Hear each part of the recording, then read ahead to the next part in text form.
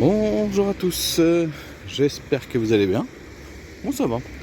Euh, donc là, je me dirige à l'inauguration de la végétale au niveau vous voyez, du troisième pylône que vous voyez. Il y a donc, c'est là que se trouve l'inauguration.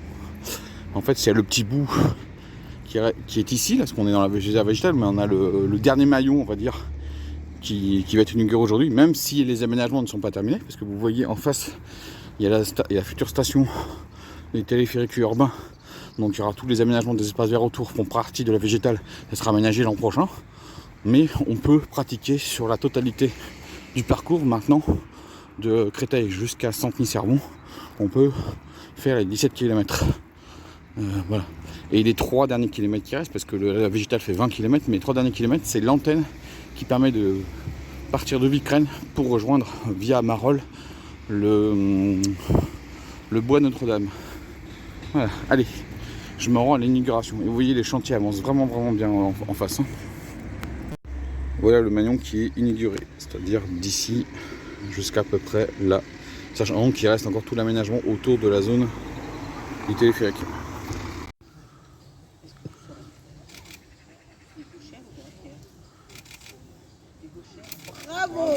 Bravo. Donc on a une mare ici qui a été créée parce que le sol est complètement argileux. Donc ils ont fait une mare. Et avant ici il y avait une maison.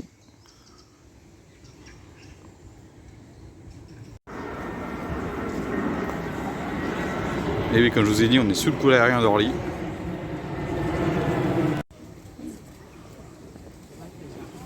Aérien pour faire ce téléphérique et Donc là on a la station de la végétale. Alors le gros œuvre devrait se terminer à l'automne prochain, donc automne 2024. Le tirage des câbles entre cette station et celle de Villanovac qui est déjà finie, hein, elle, ça devrait avoir lieu fin d'année 2024. Et de la station ici jusqu'à la station de Limeil Plage Bleue, ça devrait se faire en 2025, début d'année 2025. Enfin, là, on est sur comme je vous l'ai dit, on est sur une voie secondaire de la végétale. La voie principale, elle va être aménagée devant cette station. Et donc ça, elle va se faire à partir de l'automne de l'année prochaine, de cette année, pour se terminer un an plus tard, donc au mois de juin ou au mois de juillet. L'ouverture de téléphérique urbain, j'ai à peu près la confirmation, c'est le deuxième semestre 2025. Maintenant, est-ce qu'elle va être ouverte avant la ligne 15 du métro ou le même jour que la ligne 15 du métro? On verra bien. Donc voilà le dernier maillon, l'un des derniers maillons, parce que là on est ici. Donc ça c'est la voie secondaire qui est ici, qui est déjà aménagée. Et ça c'est donc la voie principale qui va être là. Et on a la future station de la végétale qui est là. Donc c'est encore tout ça, il y a encore ce petit bout qui va être aménagé et qui va se terminer l'an prochain. Et vous avez vu, il y a 2 mares qui sont prévues. Et là va y avoir les bus ici, une petite gare routière ici des bus et des arrêts minutes ici. Donc encore pas mal de petits travaux. Alors c'est pas encore fini d'aménager, mais regardez un petit peu là sous la tonnelle. Ça doit se terminer fin de semaine prochaine. Regardez l'état des terrains avec toute la pluie qu'il y a eu. C'est pour ça qu'il n'y a pas d'animation. Il y a juste l'inauguration. Voilà. Donc là, comme je vous ai dit, les câbles ici, ça sera début d'année 2025. Pour une ouverture fin 2025 du téléphérique urbain. Peut-être avant la ligne 15, on verra. Peut-être en septembre, peut-être en octobre, peut-être en novembre, on ne sait pas. Bettini Abouz, donc, qui est le maire de Valenton, notre voisin, et une formation énorme qui a été faite, puisqu'il n'y a pas si longtemps que ça, c'était l'entreprise de travaux publics Eiffage qui était installée là et qui a déménagé maintenant sur le parc des entrepreneurs qui s'installent donc à Limeil-Brévannes, mais dans le bas de la ville et plus du tout ici. Ce beau projet, François a aussi vu un projet de réalisation en cours. Et cette construction de nombreuses années, ça fait, je crois, 30 ans que la région Île-de-France et le département du Val-de-Marne se sont lancés dans cette opération. Alors je voudrais excuser le président Olivier Capigliano qui aurait vraiment voulu être parmi nous, mais qui qu'il n'a pas pu parce qu'il avait d'autres obligations. Voilà, donc... Madame la maire, merci à toutes et à tous d'être ici aujourd'hui pour cette inauguration. Alors, vous avez vu, j'ai un petit cahier, j'ai une quarantaine de pages de discours. Donc, si vous voulez prendre un petit siège, vous soyez un petit peu assis confortablement en attendant le bar, j'espère que vous n'avez pas trop soif. Non, je vais essayer d'être cette végétalisation, parce que on est tous d'accord pour remettre du vert dans les villes. Mais bon, il ne suffit pas de faire un petit pot de fleurs au bas de l'escalier. Il faut faire des parcs, il faut faire des jardins et il faut faire la végétale, vraiment. Et c'est extraordinaire d'avoir un projet de cette ampleur avec aussi cette vision, parce que c'est un projet sur 20 ans. C'est quand même incroyable. Aujourd'hui, dans le monde politique où on est parfois justement dans l'immédiateté, on réagit aux tweets du concurrent et à la mauvaise nouvelle de la télé, etc., etc.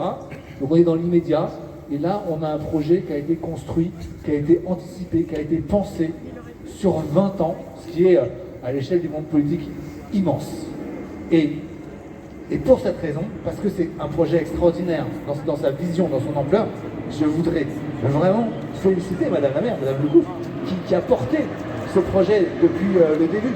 Et c'est extraordinaire, c'est important de saluer justement les personnes politiques qui ont cette vision-là. Et la présidente de la région, Valérie Pécresse, que je représente aujourd'hui, qui soutient ce projet depuis le début aussi. Et là encore, alors on fait ça à 3 avec le département, mais c'est quand on est justement une structure puissante comme la région, hein, qui est de 12 millions d'habitants, qui a un budget, etc., et qui peut voir loin, et qui a les moyens financiers, parce que vous vous en doutez bien, c'est des questions d'argent derrière aussi, hein, qui a les moyens de porter ces projets, et bien on peut faire de grandes choses ensemble. Et puis la troisième personne que je voudrais saluer et remercier, c'est ma présidente, ma deuxième présidente, parce que ma première présidente de cœur, évidemment, Valérie Pécresse, mais ma présidente à Île-de-France Nature, dont vous avez vu les logos et dont vous avez pu entendre l'expertise, hein, parce que j'ai des Quénois qui portent le projet, mais c'est aussi une équipe qui est là, qui est sur le terrain, qui connaît les sujets, qui sont des experts, ils sont dévoués, ils viennent même le samedi, le dimanche, enfin, parce que c'est des projets magnifiques, mais aussi parce qu'ils sont super motivés. Donc ça, c'est Île-de-France Nature, ça a été créé par la région Île-de-France, et ça anime, et ça expertise, et ça construit ces projets. Et la présidente de Île-de-France Nature, elle s'appelle Sophie Deschamps, là aussi, elle devait être là aujourd'hui.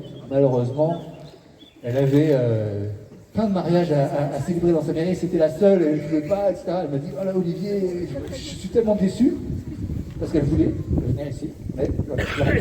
Et elle avait l'humain. Elle était toujours aux petits soins pour les gens, que ce soit sa famille, ses amis, ses collègues. Pour les gens en général. Pour cette raison, elle s'est naturellement tournée vers un métier de social. Elle aimait profondément son métier, qui tenait alors tout son sens. Aujourd'hui, nous en avons un exemple. Elle rendait quotidiennement visite à nos parents, tout en prenant des nouvelles de sa famille. Ses amis, elle trouvait le temps de les aider dans le besoin à travers les maraudes qu'elle faisait. D'ailleurs, elle a même initié ses nièces à ce genre d'action, qui sont mes filles. Elle confectionnait des kits d'hygiène qu'elle distribuait en période de grand froid. Donc là, avant, c'était l'emplacement d'une entreprise et juste derrière d'une maison qui était à l'abandon. Et là, on va aller planter un arbre, un figuier, en hommage à la personne dont on vient d'entendre le discours d'hommage par sa sœur.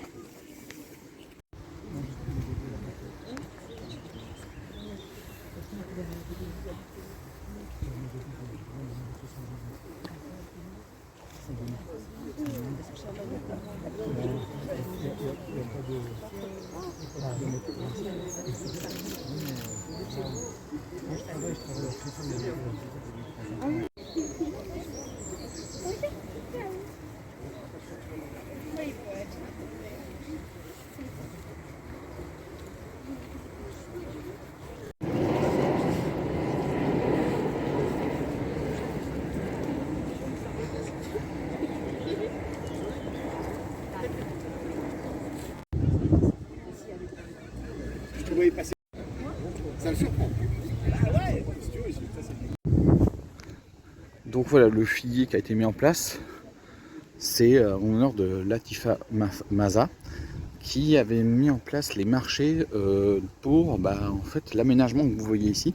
C'est grâce à des entreprises d'insertion sociale que c'est eux qui ont mis en place tout l'aménagement.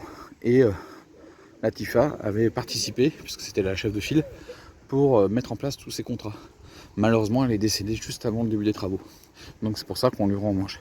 Voilà, j'espère que cette inauguration de la végétale, alors c'est, on va dire, du presque dernier maillon, parce que comme je dis, il reste encore le maillon autour de la station de la végétale, puis aussi le maillon autour de la station Valenton, le château. J'espère que ça vous a plu. Je vous dis, maintenant c'est une sur l'Imaï Bréman et même sur les ensembles des autres communes, c'est une très belle promenade. Je vais peut-être la réaliser en une seule fois. Je l'ai déjà fait de bout en bout, mais en plusieurs tronçons. Là, je vais peut-être la faire en une seule fois. Et comme ça, vous verrez cette coulée verte. Allez, moi je vous laisse. Je vous dis ciao et à la prochaine. Ah, quand je vois ce séquoia géant, je pense toujours aux États-Unis. Un truc de fou. Surtout que j'ai vu l'endroit où ils sont d'originaire, en Californie.